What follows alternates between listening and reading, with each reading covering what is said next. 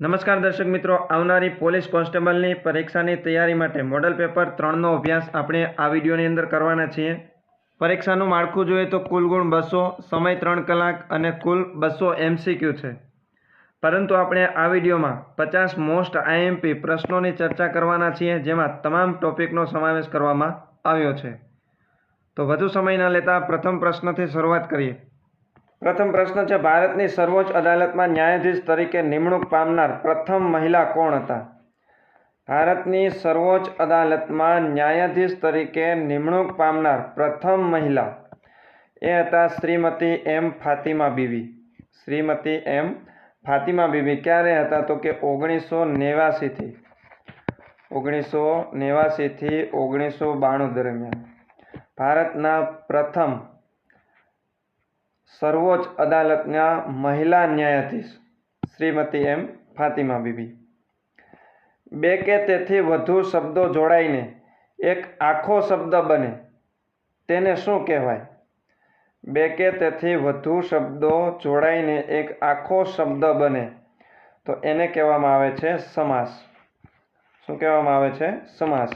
સમાસની એક વ્યાખ્યા પણ છે કે બે કે તેથી વધુ શબ્દો જોડાઈને એક આખો શબ્દ બને તેને સમાસ કહેવામાં આવે છે।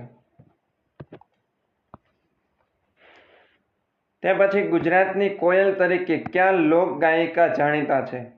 ગુજરાતની કોયલ તરીકે લોક ગાયિકા એ છે દિવાળીબેન ભીલ।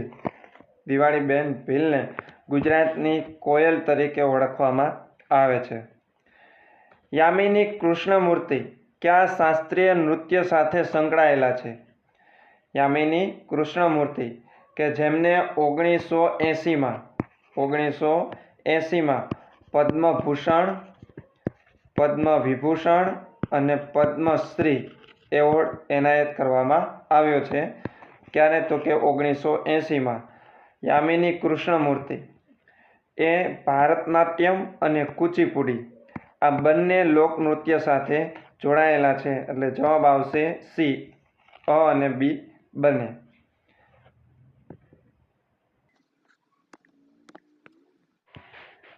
તેમજ ચુંબકીય ક્ષેત્રની હાજરી કયા સાધન વડે જાણી શકાય છે? ચુંબકીય ક્ષેત્રની હાજરી જાણવામાં આવે છે ચુંબકીય સોય દ્વારા। ચુંબકીય ક્ષેત્રની હાજરી કયા સાધન વડે જાણી શકાય છે? તો એનો જવાબ છે ચુંબકીય સોય।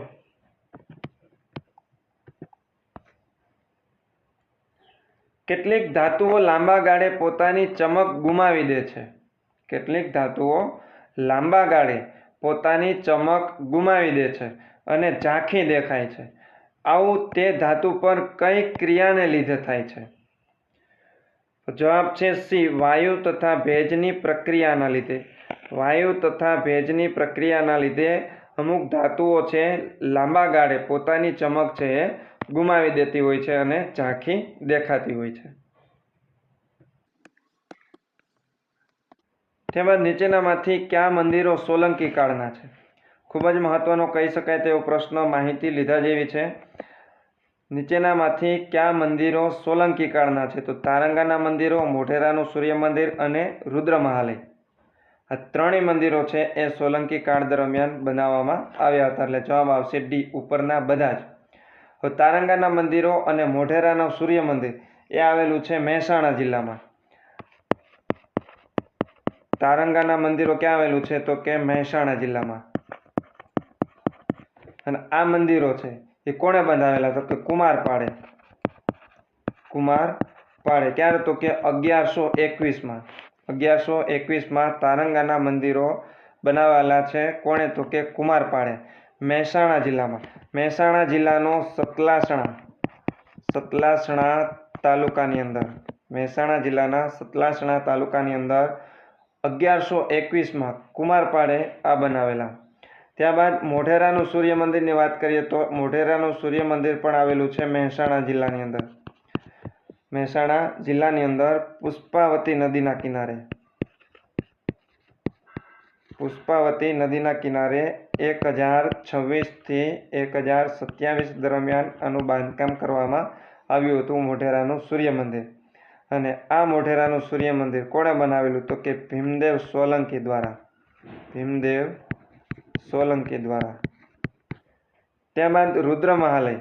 રુદ્ર મહાલયની વાત કરીએ તો એ આવેલું છે પાટણ જિલ્લાની અંદર. પાટણ જિલ્લાની અંદર રુદ્ર મહાલય આવેલું છે પાટણ જિલ્લાના સિદ્ધપુર ખાતે. પાટણ જિલ્લાના સિદ્ધપુર ખાતે. અને આ રુદ્ર મહાલય છે એનું બાંધકામ થયેલું ઈસવીસન 1943માં. ઈસવીસન 1943માં. અને એનું બાંધકામ કરવામાં આવ્યું છે સોલંકી વંશના રાજા મૂળરાજ સોલંકી દ્વારા. મૂળરાજ સોલંકી દ્વારા. તારંગાના મંદિરો ક્યાં આવેલા છે? તો કે મહેસાણા જિલ્લામાં. બાંધકામ કોણે કરાવેલું? તો કુમારપાળે. ક્યારે? તો કે 1121માં. તાલુકો પૂછવામાં આવે તો સતલાસણા. મોઢેરાનું સૂર્ય મંદિર મહેસાણા જિલ્લામાં પુષ્પાવતી નદીના કિનારે. અને એનું બાંધકામ તો કે 1026 થી 1027 દરમિયાન. અને કોણે બાંધકામ કરાવેલું? તો કે ભીમદેવ સોલંકીએ. રુદ્ર મહાલયની વાત કરીએ તો એ આવેલું છે પાટણ જિલ્લાના સિદ્ધપુર ખાતે. ઈસવીસન 1943માં એનું બાંધકામ થયેલું કોના દ્વારા? તો કે મૂળરાજ સોલંકી દ્વારા. રુદ્ર મહાલય મૂળરાજ સોલંકી દ્વારા બાંધકામ શરૂ કરવામાં આવ્યું હતું 1943માં, જ્યારે પૂર્ણ થયું હતું 1140ની અંદર. 1140ની અંદર પૂર્ણ કોણે કરાવ્યું હતું? તો કે સિદ્ધરાજ જયસિંહ. સિદ્ધરાજ જયસિંહ દ્વારા પૂર્ણ કરવામાં આવ્યું હતું 1140માં. આગળનો પ્રશ્ન છે બનાસ નદી પર કયો બંધ આવેલો છે? બનાસ નદી પર કયો બંધ આવેલો છે? જવાબ છે સી, દાંતીવાડા. દાંતીવાડા બંધ કઈ નદી ઉપર આવેલો છે? બનાસ નદી ઉપર. નીચેનામાંથી કયું લખાણ મૌર્ય રાજતંત્રની વિગતવાર માહિતી આપે છે? એટલે કે મૌર્ય સામ્રાજ્ય વિશેની માહિતી આપનાર નીચેનામાંથી કયું પુસ્તક છે? તો જવાબ છે બી, અર્થશાસ્ત્ર. અને અર્થશાસ્ત્ર નામનું પુસ્તક લખનાર કોણ હતું? તો કે ચાણક્ય.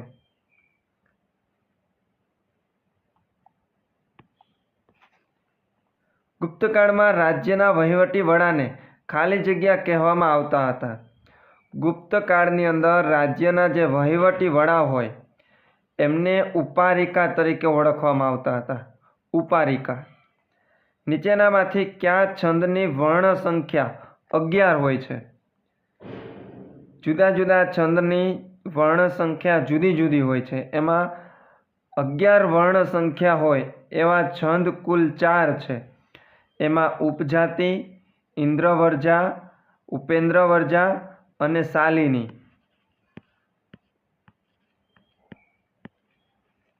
ઉપજાતિ, ઉપેન્દ્રવર્જા, ઇન્દ્રવર્જા અને શાલિની. એટલે આવશે આપેલ તમામ.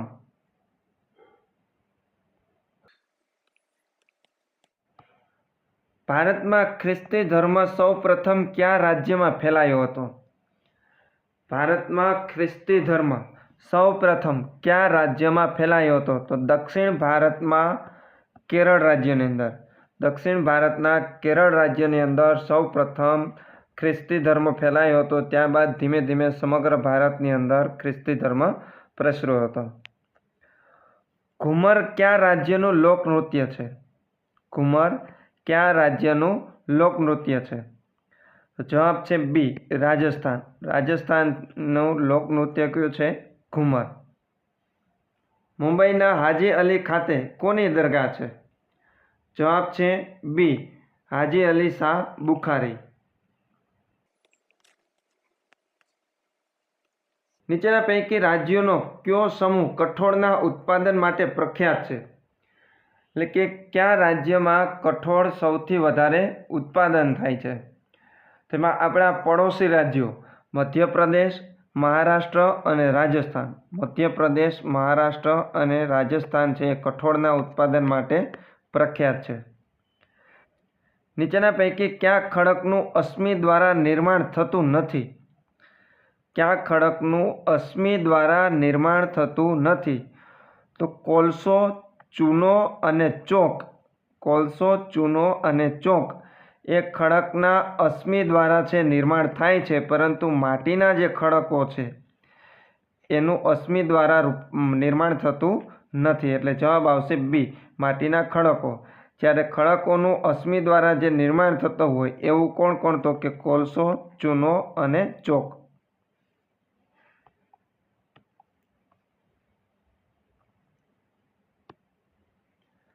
કાપની જમીન શેના દ્વારા બને છે? કાપની જમીન વહેતા પાણી દ્વારા નિક્ષેપણ થાય અને એના દ્વારા છે કાપની જમીન બનતી હોય છે, એટલે વહેતા પાણી દ્વારા નિક્ષેપણ. તેમાં 20 માણસો 20 દિવસમાં 20 કામ કરે. 20 માણસો 20 દિવસમાં 20 કામ કરે તો 10 માણસો 10 દિવસમાં કેટલું કામ કરે? પ્રશ્ન જોતા આપને એમ થાય કે 20 માણસો 20 દિવસમાં 20 કામ કરતા હોય તો 10 માણસો 10 દિવસમાં 10 કામ કરે, એટલે આપણે સીધો જવાબ છે 10 આપી દઈએ. પરંતુ આની ગણતરી છે એ કરવી પડે. 20 માણસો 20 દિવસમાં 20 કામ કરે એટલે મેન 1 દિવસ એટલે ડે 1 અને કામ એટલે W1. હવે બીજું વાક્ય છે 10 માણસો એટલે M2 D2 અને W2.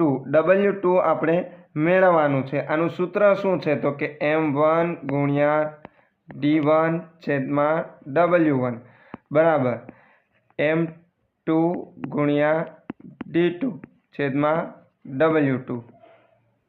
આ સૂત્રમાં રકમ મૂકે તો M1 બરાબર 20 ગુણ્યા D1 બરાબર 20 છેદમાં W1 20 બરાબર M2 એટલે 10 ગુણ્યા D2 10 છેદમાં W2 આપણે શોધવાનો છે. 20 અહીંયા ઉડી જશે, પછી 10 દુ 20 10 દુ 20. વિધા કેટલા? તો કે W ને બરાબર ને આ બાજુ લઈ જાય ને 2 ને આ બાજુ લઈ જાય તો ગુણાકારમાં હોય તો શું થઈ જાય? ભાગાકારમાં. એટલે W2 બરાબર 10 ભાગ્યા 2 એટલે કેટલા થશે? 5. જે ઓપ્શનમાં આપણે આપ્યું છે ડી. સાચો જવાબ શું આવશે? 5. તેમજ તાજેતરમાં કેન્દ્રીય પેટ્રોલિયમ અને કુદરતી ગેસ મંત્રીએ કયા રાજ્યમાં ભારતના પ્રથમ small scale liquefied natural gas યુનિટનું ઉદ્ઘાટન કર્યું હતું? Small scale liquefied natural gas યુનિટનું ઉદ્ઘાટન થયું હતું મધ્યપ્રદેશમાં. જવાબ છે સી, મધ્યપ્રદેશ ખાતે. ગિરનારનો શિલાલેખ ખાલી જગ્યા સમયનો છે. ગિરનારનો શિલાલેખ કોના સમયનો છે? તો કે સોલંકી, સલ્તનત, ગુપ્ત કે મૌર્ય. આપને ખબર છે ગિરનારનો શિલાલેખ છે એ સમ્રાટ અશોક દ્વારા છે એ આંકવામાં આવેલો હતો. ગિરનારનો શિલાલેખ એનું લખાણ છે સમ્રાટ અશોક દ્વારા કરાવવામાં આવ્યું હતું. અને સમ્રાટ અશોક છે એ કયા વંશના હતા? તો કે મૌર્ય વંશના. જવાબ આવશે ડી.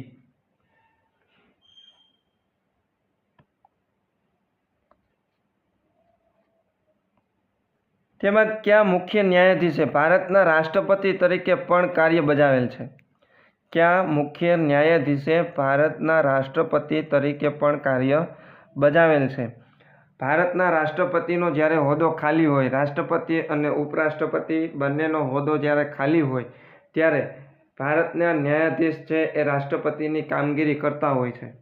અહીંયા પ્રશ્ન એવો છે કે કયા મુખ્ય ન્યાયાધીશે ભારતના રાષ્ટ્રપતિ તરીકે પણ કાર્ય બજાવેલ છે?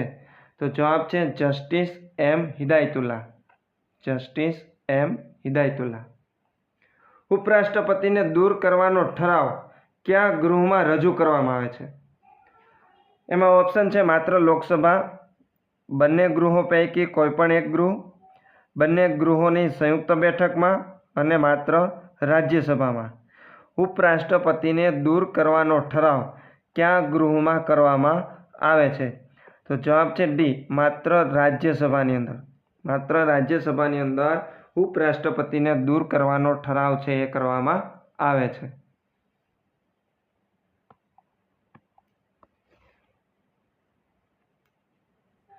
એક રમકડું 525માં વેચતા 30% નુકસાન થતું હોય તો તે રમકડાની મૂળ કિંમત શોધો. એક રમકડું છે જે 525 રૂપિયામાં વેચવામાં આવે છે અને 30% નુકસાન થાય છે, તો તે રમકડાની મૂળ કિંમત કેટલી હશે? હવે 525 રૂપિયામાં વેચવામાં આવે છે અને 30% નુકસાન થાય છે. કેટલા ટકા નુકસાન થાય છે? 30%. 30% નુકસાન થાય છે તો એનો મતલબ એમ થાય જે 525 રૂપિયા છે એ 70% કિંમતે વેચ્યા હશે. કેટલા ટકા કિંમતે વેચાણ કર્યું હશે? 70% કિંમતે વેચાણ કર્યું હશે. એટલે 70% બરાબર 525. આપણે મૂળ કિંમત શોધવાની છે એટલે 100% બરાબર કેટલા? 70% બરાબર 525, તો 100% બરાબર કેટલા? ત્રિરાશિ, તો 100 ગુણ્યા 525 છેદમાં 70. 0 0 છેદ ઉડી જશે. 10 ગુણ્યા 525 એટલે 5250 ભાગ્યા 7. ભાગાકાર કરીએ 5250 ભાગ્યા 7 કરીએ એટલે આવશે 750. કેટલા આવશે? 750.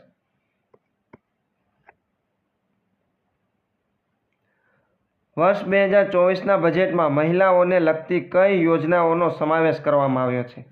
વર્ષ 2024ના બજેટમાં મહિલાઓને લગતી કઈ યોજનાનો સમાવેશ કરવામાં આવ્યો છે? તો એમાં આવશે ઉપરના તમામ, ઉપરોક્ત તમામ, એટલે કે નમો લક્ષ્મી યોજના, નમો સરસ્વતી યોજના અને નમો શ્રી યોજના. આ ત્રણેય યોજના છે એ બજેટ 2024માં મહિલાઓ માટેની યોજના છે. નમો લક્ષ્મી યોજના, નમો સરસ્વતી યોજના અને નમો શ્રી યોજના.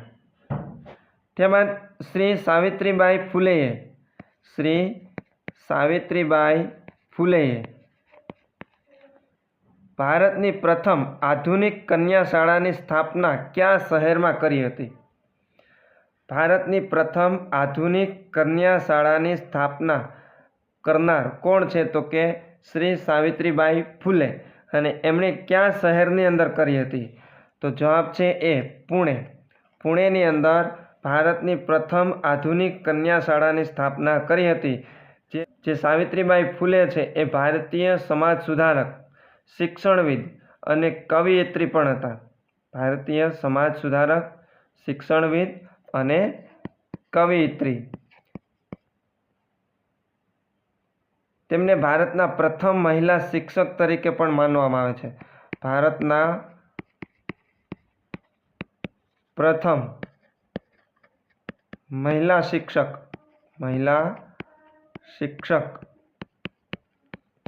તરીકે માનવામાં આવે છે. કોને? તો કે સાવિત્રીબાઈ ફૂલેને, જેમણે પ્રથમ આધુનિક કન્યા શાળાની સ્થાપના કરી હતી પુણે ખાતે. ક્યારે? તો કે 1848માં. 1848માં પુણેના ભીડેવાડામાં. ક્યાં? તો કે પુણેના ભીડેવાડામાં 1848માં પ્રથમ આધુનિક કન્યા શાળાની સ્થાપના કરી હતી. અને સાવિત્રીબાઈ ફૂલેને ભારતીય ટપાલ વિભાગ દ્વારા 1998માં એમને ટપાલ ટિકિટની અંદર સ્થાન આપવામાં આવ્યું હતું.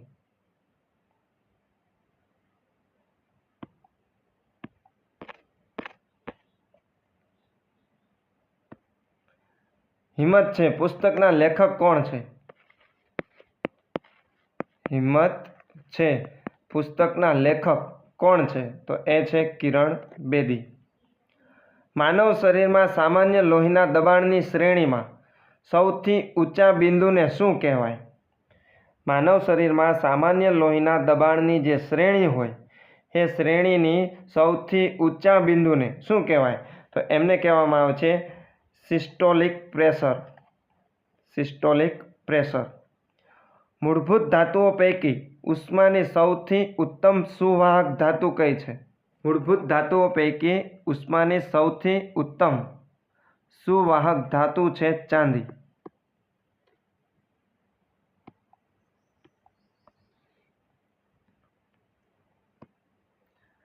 તાજેતરમાં સમાચારમાં રહેલ Paradip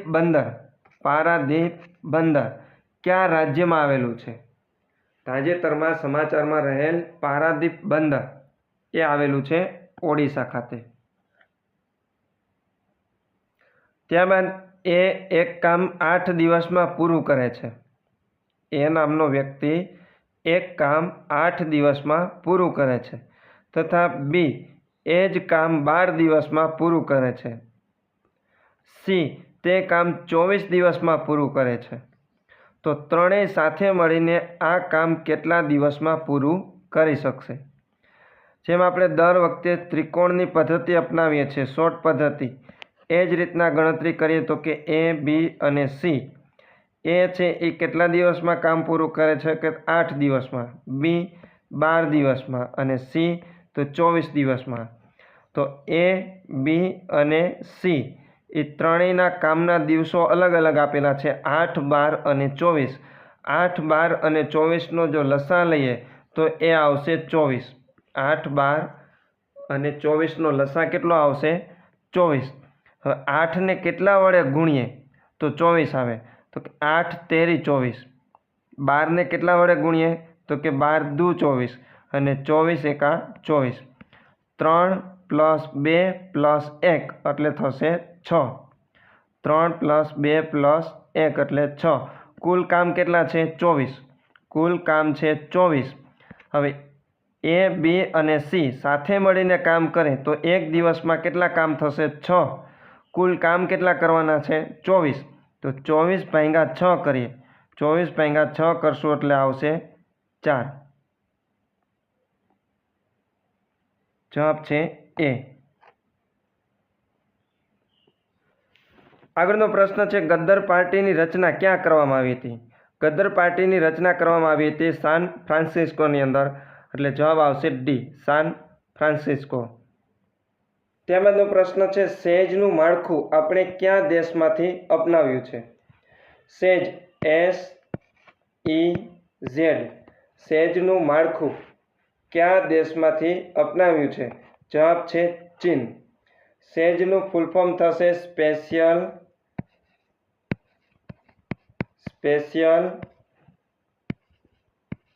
economic zone. Special economic zone. તેમાં નીચે જણાવેલ નદીઓને સૌથી લાંબેથી સૌથી ટૂંકીના ક્રમમાં ગોઠવો. નીચે જણાવેલ નદીઓને સૌથી લાંબીથી સૌથી ટૂંકીના ક્રમમાં. સૌથી લાંબી નદી છે યમુના, ત્યારબાદ નર્મદા, મહાનદી અને કાવેરી. યમુના, નર્મદા, મહાનદી, કાવેરી. યમુના, નર્મદા, મહાનદી, કાવેરી. પોંગલ કયા રાજ્યનો મુખ્ય તહેવાર છે? પોંગલ છે એ તમિલનાડુ રાજ્યનો મુખ્ય તહેવાર છે, એટલે જવાબ આવશે સી, તમિલનાડુ.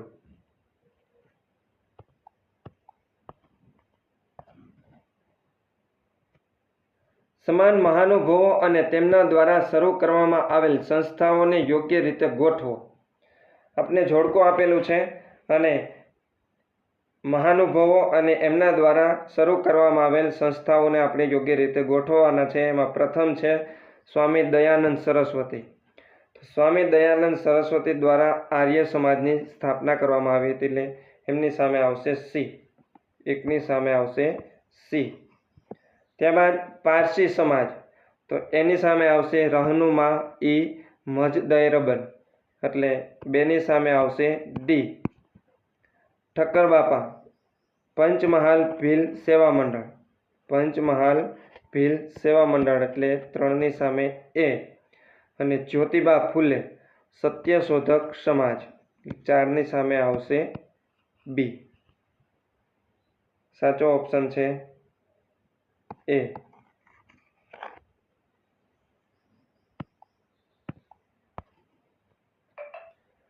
ગુજરાતના કયા વિસ્તારમાં આરસની ખાણ છે? ગુજરાતના કયા વિસ્તારમાં આરસની ખાણ આવેલી છે?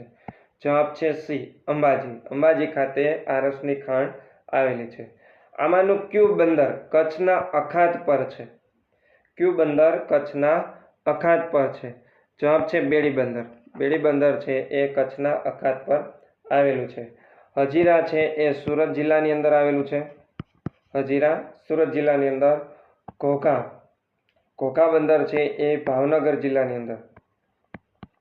ઘોઘા બંદર કયા જિલ્લામાં આવેલું છે? ભાવનગર જિલ્લાની અંદર. અને જાફરાબાદ અમરેલી જિલ્લાની અંદર. ઉપરી ન્યાયાલય દ્વારા પોતાના અધીનસ્થ ન્યાયાલયને તેના કાર્યક્ષેત્રની બહાર જતા અટકાવવા માટે કઈ રીતનો ઉપયોગ કરી શકે છે? એટલે કે ઉપરી ન્યાયાલય તેમના નીચેની ન્યાયાલયને કાર્યક્ષેત્રની બહાર જતા અટકાવવા માટે કઈ રીતનો ઉપયોગ કરે છે? જવાબ છે બી, પ્રતિષેધ. કઈ રીત? પ્રતિષેધ. ભારતના બંધારણમાં મૂળભૂત ફરજોનો સમાવેશ કઈ સમિતિની ભલામણથી કરવામાં આવ્યો છે? ભારતના બંધારણની અંદર મૂળભૂત ફરજોનો સમાવેશ એ કરવામાં આવ્યો છે સ્વર્ણસિંહ સમિતિના ભલામણના આધારે. સ્વર્ણસિંહ સમિતિના ભલામણથી મૂળભૂત ફરજોનો સમાવેશ કરવામાં આવ્યો છે. તો આ મૂળભૂત ફરજો છે એ બંધારણના કયા સુધારા દ્વારા કરવામાં આવ્યો છે? એ તમારે કમેન્ટ બોક્સની અંદર લખવાનો છે કે મૂળભૂત ફરજોનો સમાવેશ બંધારણના કયા સુધારા દ્વારા કરવામાં આવ્યો છે.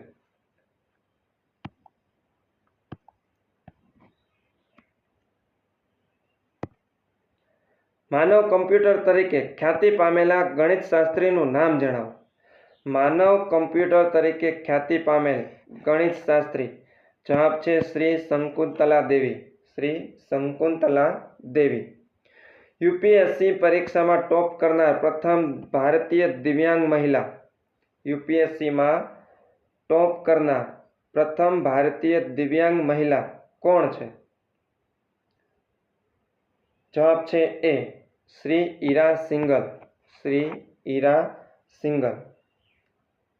મિસાઇલ વુમન ઓફ ઇન્ડિયા તરીકે કોણ ઓળખાય છે? મિસાઇલ વુમન ઓફ ઇન્ડિયા તરીકે ઓળખાય છે શ્રી ટેસી થોમસ. જવાબ છે શ્રી ટેસી થોમસ. નીચે દર્શાવેલ તહેવારોની જોડીમાં કયો વિકલ્પ સાચો નથી? જે જુદા જુદા તહેવારો છે એ જુદા જુદા રાજ્યની અંદર ઉજવવામાં આવે છે એમાં આપને એક જોડ છે એ ખોટી આપી છે. તો એમાં પહેલું છે પોંગલ. પોંગલ છે એ તમિલનાડુની અંદર ઉજવવામાં આવે છે એટલે સાચું છે. ત્યારબાદ ગણગોર બિહાર, તો એ ખોટું છે. ગણગોર છે એ બિહાર રાજ્યની અંદર ઉજવવામાં આવતું નથી, એ રાજસ્થાનનો તહેવાર છે. રાજસ્થાનનો. અને ચૈત્ર મહિનાના ત્રીજના દિવસે ઉજવાય છે. ચૈત્ર મહિનાના ત્રીજના દિવસે ઉજવવામાં આવે છે. ઓનમ. ઓનમ છે એ કેરળ રાજ્યનો છે અને બિહુ છે એ આસામ રાજ્યનો છે. ગણગોર છે એ કોનો છે? તો કે રાજસ્થાન રાજ્યનો છે. ચૈત્ર મહિનાના ત્રીજના દિવસે ઉજવવામાં આવે છે અને આ તહેવાર છે એ સ્ત્રીઓ દ્વારા ઉજવવામાં આવે છે. ખાસ માટીના શિવજી, માટીના શિવજી બનાવવામાં આવે છે. માટીના શિવજી બનાવવામાં આવે છે જેને ગણ તરીકે ઓળખવામાં આવે છે. અને માટીના પાર્વતી, માટીના પાર્વતી જેને ગોર તરીકે ઓળખવામાં આવે છે. એટલે આ તહેવારને ગણગોરનો તહેવાર તરીકે ઓળખવામાં આવે છે, જે રાજસ્થાનની અંદર ઉજવવામાં આવે છે.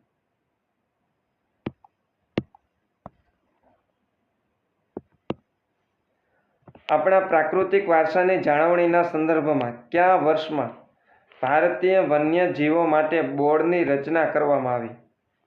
પ્રાકૃતિક વારસાની જાળવણીના સંદર્ભમાં કયા વર્ષમાં ભારતીય વન્યજીવો માટેની બોર્ડની રચના કરવામાં આવી? જવાબ છે એ 1952.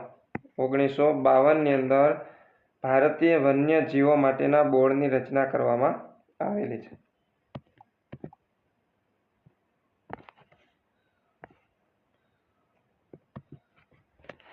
સુરદાસના ભક્તિ ગીતો કઈ બોલીમાં છે?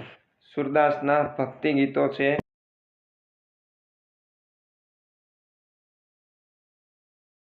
તેમાં ચિકનકારી ભરતકામ કયા સ્થળ સાથે સંકળાયેલ છે?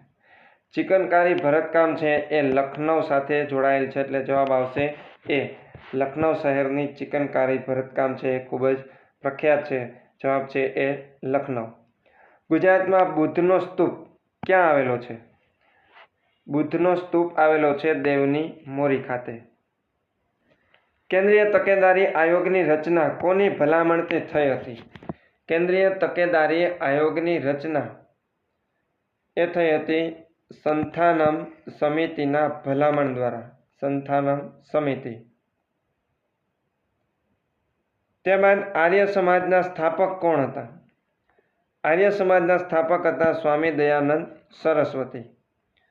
અને છેલ્લો પ્રશ્ન, આયોડિનની ઉણપના કારણે શું થાય છે?